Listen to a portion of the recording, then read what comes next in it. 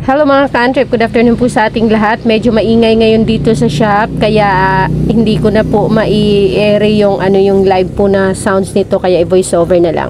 So ito pong top down na ito ay Badja City 125 po ito. So ang complaint nga po ng may-ari nito, dinala dito kasi masyado daw maingay, parang may lumalagitik at parang may kumakalansing na sa loob or sa tunog ng kanyang motor. Kaya ayan, dinala dito sa shop at pinakinggan nga ng mekaniko, at upon checking nga po para masigurado, binuksan itong sa loob banda ng magneto para ma-check yung kanyang yung kanyang timing chain at yung kanyang timing guide, para ma-check kung yun ba yung dahilan ng kanyang pag-ingay. So ito sa pag-check po namin, kitang-kita naman na talagang yung timing chain niya po ay maluwag na.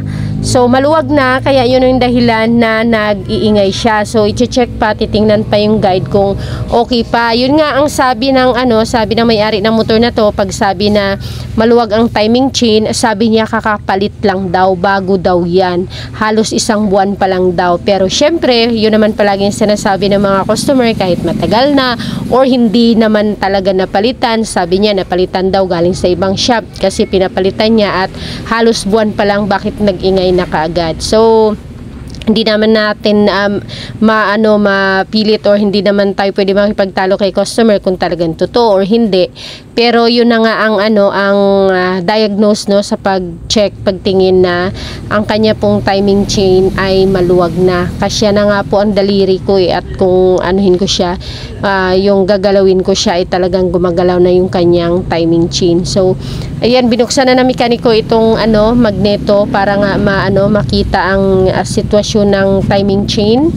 Ayan, at binuksan na rin, ang tinanggal na yung mga bolt doon para magkaluwagan na. Nilalak lang ito para hindi mag-urong or malaglag yung mga kailangang tanggalin dito sa loob. So ayan, medyo maraming mga bolt itong Badja City 125 na namin na motor ngayon compare sa Badja 100. Ayan, unti-unti nang tinatanggal yung kanyang gear para makuha ang timing chain. So ayan, timing gear, at ito nga yung kanyang timing chain, talagang napakaluwag na talaga. At yun ang unang dahilan. Pag sabi niya pa lang na medyo maingay at saka parang may kumakalinsing at lumalagotok, yun, sabi nga ng mekaniko ay baka timing chain, pero i-double check pa, syempre titingnan. At ayan nga po, binigyan ko ng timing chain, 88 length yan siya na timing chain. Ang kita naman yan, chinek namin talaga, i-compare natin, di ba ito yung malapit sa mekaniko yung bago. Ayan yan, maluwag na siya. Medyo nag-advance na yung unat na, kaya napaka ingay na niya. Syempre mag-ano yun kumbaga para siyang binabalya-balya, kaya nagkukos siya ng ingay doon sa loob. At hindi pwedeng hindi yun siya palitan kasi talagang disturbing siya dahil nga sa maingay.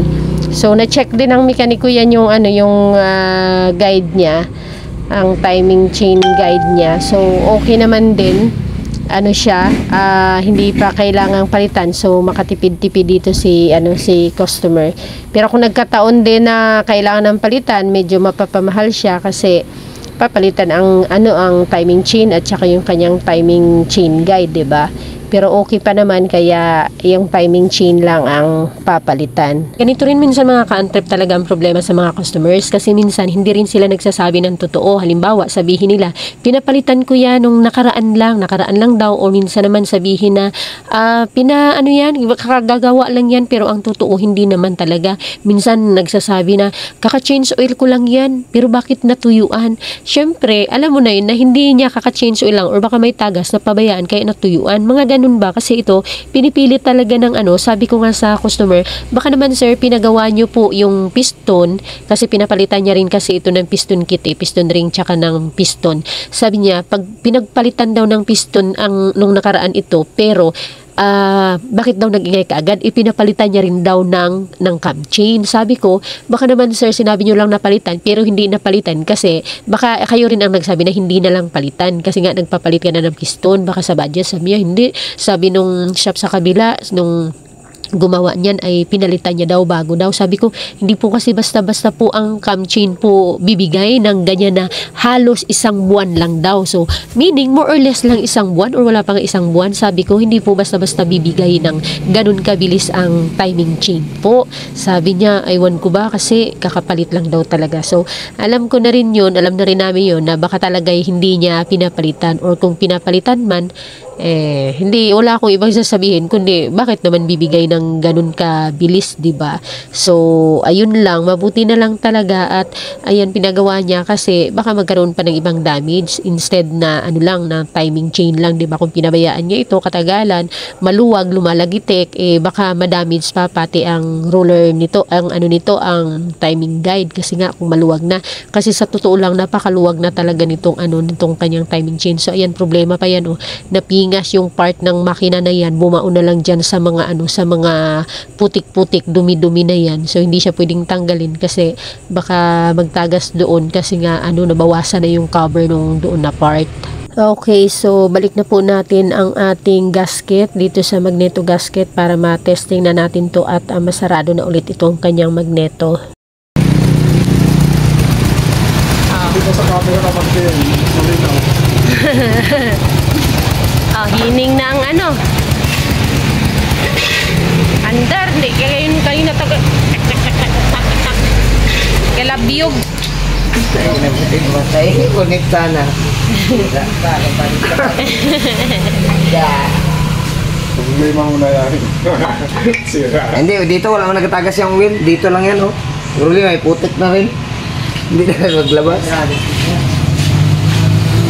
Ayan, nakangiti na nga mga ka-antrip itong customer namin dahil nga po pagpunta niya dito ay talagang para siyang binagsakan ng langit at lupa dahil nga sa ingay ng kanyang motor. Kaya lang hindi ko nga na-record dahil nga sa sa may mga ibang customers din. So, ayan, tapos na pong napaandar. Maganda na po yung tunog niya. Yung kanina po talaga parang nagkakalansing. Imagine niyo po yung kanyang timing chain na yan na bumabangga po dyan sa bakal din sa loob ng kanyang dyan sa gears na yan dyan at sa loob niyan, kumakalansing talaga siya as in ang ingay-ingay niya. Para siyang lumalagutok na kumakalansing, maingay siya. So, ngayon, happy na kasi, ayan, balik na, okay na ang kanyang andar. So, thank you very much mga ka-antrep.